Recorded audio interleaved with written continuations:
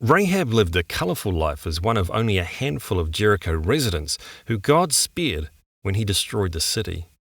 She lived approximately 1425 to 1350 BC as a resident of Jericho, which is one of the oldest cities of that era, with a population of approximately 2,500.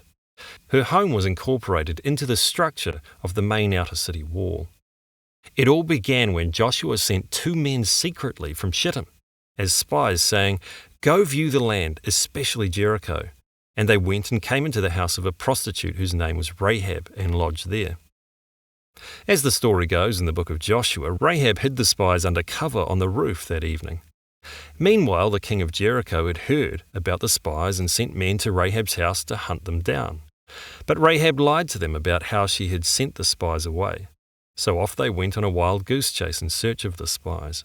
Rahab explains to the spies that she had heard how the Lord dried up the water of the Red Sea when you came out of Egypt, and what you did to the two kings of the Amorites, whom you devoted to destruction. And as soon as we heard it, our hearts melted, and there was no spirit left in any man because of you.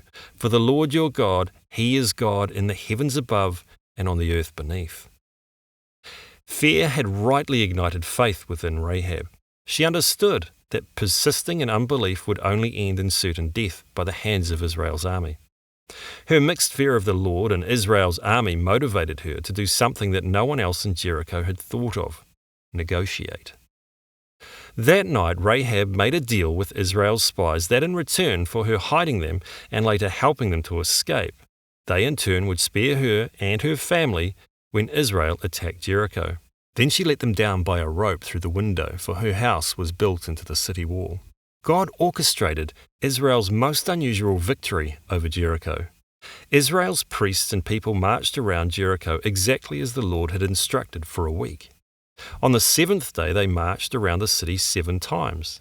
Then the people shouted and the trumpets were blown, and the wall fell down flat so that the people went up into the city and they captured the city.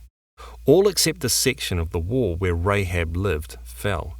The spies went in and brought out Rahab and all her relatives and put them outside the camp of Israel, and they burned the city with fire and everything in it. Rahab lived in Israel for the remainder of her life. According to James 2:25, was not also Rahab the prostitute justified by works when she received the messengers and sent them out by another way? James' point is this: Rahab combined her belief that Israel's God was the only one true God with her actions by assisting Israel's spies. Her belief motivated action.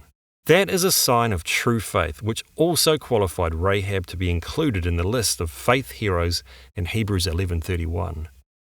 Rahab stands out as a monument to God's indiscriminate grace. The same mercy that stepped into a prostitute's life, transforming her to become an ancestor of Christ, is still available today. Rahab's story is one of courage, rising above fear, of faith in action, and determination in never turning back to her old life.